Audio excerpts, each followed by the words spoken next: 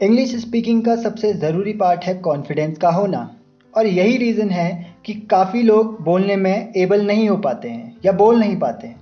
अगर आपका कोई फ्रेंड, टीचर या कोई भी आपसे अंग्रेज़ी में बात करता है तो उस समय हमें ये डर रहता है कि जो वर्ड हम यूज़ करेंगे क्या वो सही होंगे या नहीं। तो आज इसी डर को मिटाने के लिए मैं लाया हूँ आपके लिए ईडियम्स एंड फ्रेजेस पे वीडियो, जिसमें है ऐसे ज़रूरी फ्रेजेस जो आपकी स्पीकिंग सुधारने के लिए बहुत ज़रूरी साबित होंगे। तो नमस्कार दोस्तों, स्वागत है आप सभी का मेरे YouTube चैनल इंग्लिश है आसान पर। तो चलिए वीडियो को शुरू करते हैं।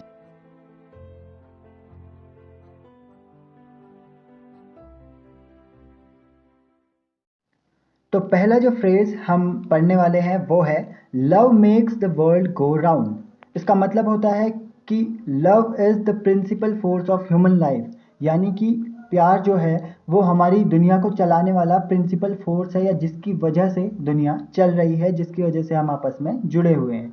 इसका एग्जाम्पल है I believe that love makes the world go round and that is because we are living happily.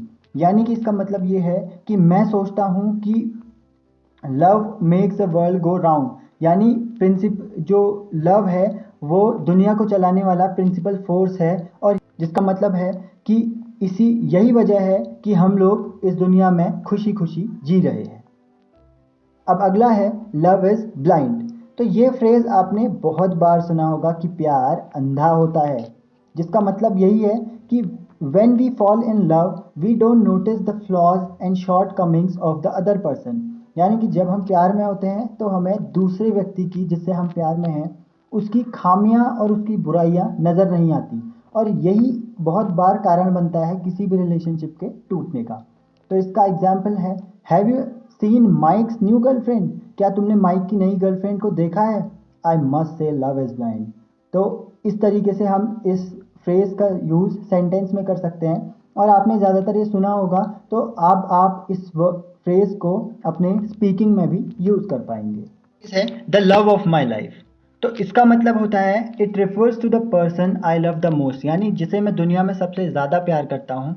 इस फ्रेज का यूज़ उसे इंडिकेट करने के लिए, उसे रिफ़र करने के लिए यूज़ होता है। जैसे एग्जाम्पल है for parents their children are the love of their life, यानी माता पिता के लिए उनके बच्चे ही उनकी ज़िंदगी के वो हिस्सा होते हैं जिसे वो सबसे ज़्यादा प्यार करते हैं। तो इस तरीके से आप इस फ्रेज़ का भी यूज़ स्पीकिंग में कर सकते हैं आसानी के साथ। अब अगला फ्रेज है a face only a mother could love, यानी whatever the condition is, even if you get pimples, wrinkles, anything, your mother will always love you the same as a child. यानी माँ का प्यार हमेशा एक जैसा ही बना रहता है, चाहे आप बड़े हो, चाहे आप बूढ़े हो, चाहे आप बहुत छोटे बच्चे ही क्यों ना हो, आपकी माँ आपको उसी तरीके से प्यार करेगी जिस तरीके से वो आपको हर हमेशा करती है।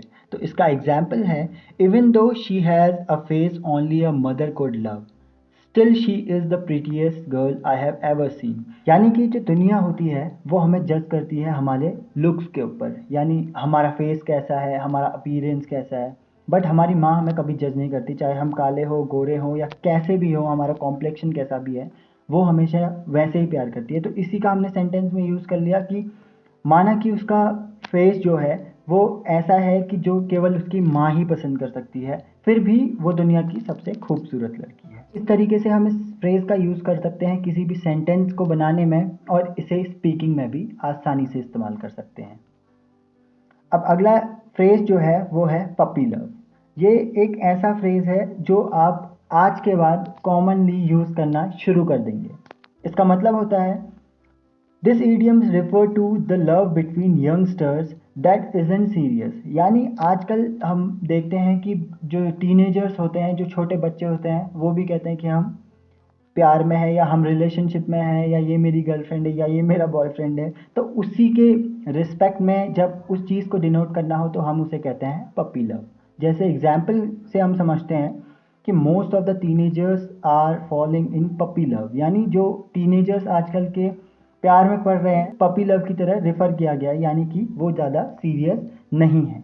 तो इस तरीके से हम इस ईडियम का यूज़ कर सकते हैं, और आज के बाद आप इसी ईडियम का यूज़ करें अगर आपको इस तरीके की कंडीशन को रेफर करना है। अब अगला है all is fair in love and war.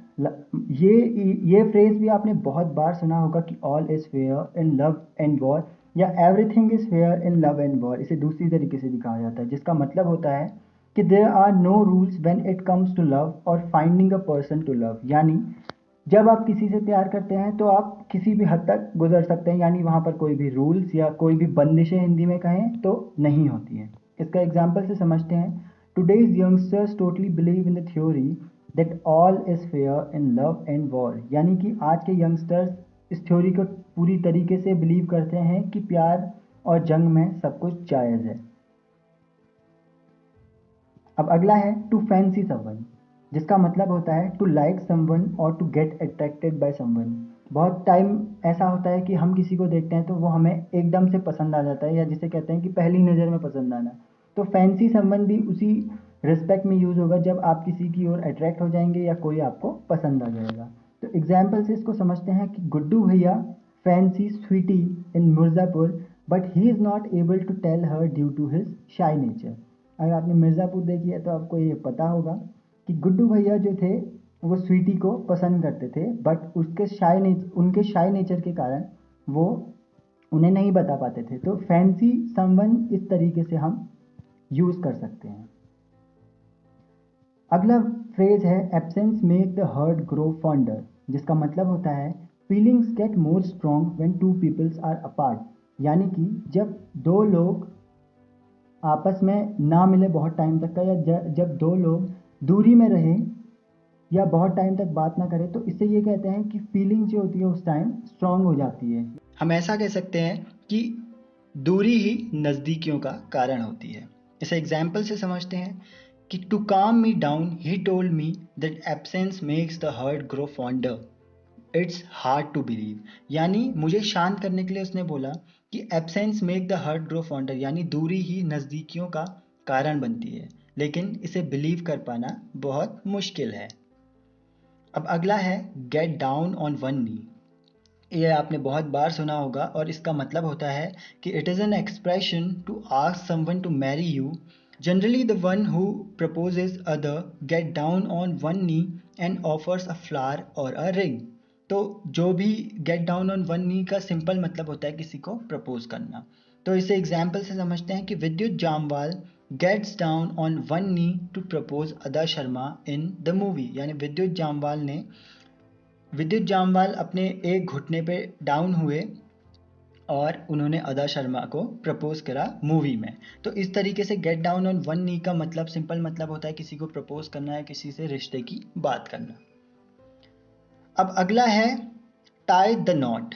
Tie the knot मतलब होता है it means to get married, यानी किसी से शादी करना। जैसे हम बोलते हैं कि उनका रिश्ता हो गया, तो उसे अगर इंग्लिश में बोलेंगे तो टाई द नॉट, कि this person has tied the not with that girl. तो इस तरीके से हम यूज़ करेंगे और इसे एग्जाम्पल से समझते हैं कि we are going to tie the knot next summer. यानी हम लोग शादी के बंधन में बंधने वाले हैं अगली गर्मियों के टाइम पे, यानी उस टाइम पे उनकी शादी होने वाली है। तो ये थे कुछ इडियम्स एंड फ्रेजेस जो हमने यूज़ करे, जो आप पहले से भी जानते थे मगर आपको पता नहीं था कि एग्जैक्ट वर्ड उसको किस तरीके से हम यूज़ कर सकते हैं। तो इस वीडियो में होप आपको बहुत सारी चीज़ें समझ आई होंगी, और आपकी स्पीकिंग, अगर आप इसे स्पीकिंग में भी यूज़ करते हैं तो आपकी स्पीकिंग भी, आप में कॉन्फिडेंस बिल्डअप होगा और आप किसी से भी आसानी से बात कर पाएंगे। तो इस तरीके से आप इन सारे फ्रेजेस का यूज़ कर सकते हैं। चलिए अब इस वीडियो को एंड करते हैं। Thank you for watching. And अगर आपकी कोई भी क्वेरी है, आपका कोई भी आप सजेशन देना चाहते हैं तो आप कमेंट बॉक्स में कमेंट कर सकते हैं।